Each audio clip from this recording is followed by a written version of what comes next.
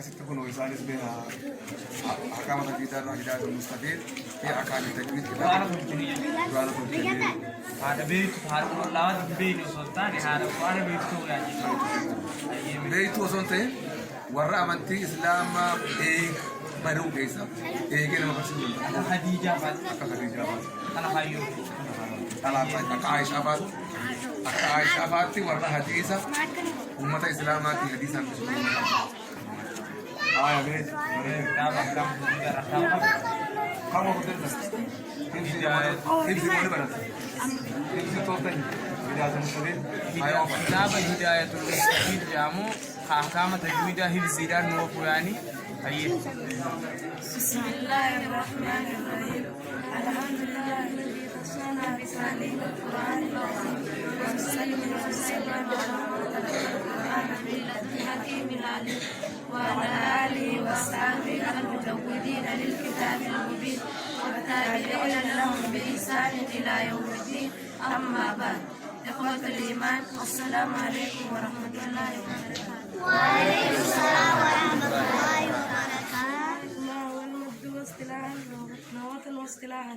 جواب أما لغة فهو والفضل نرنودل قافية درا نرنودل قافية درا سؤال ما هو المد لغة واصطلاحا؟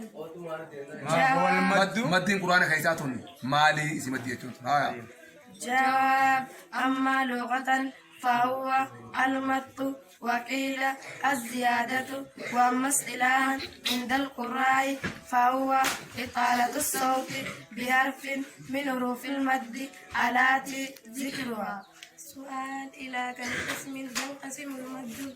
جواب إلى قسمين أصلي وفرعي. سؤال ما هو المد الأصلي؟ جواب هو المد الطبيعي الذي لا تقوم ذات حرف المد إلا به.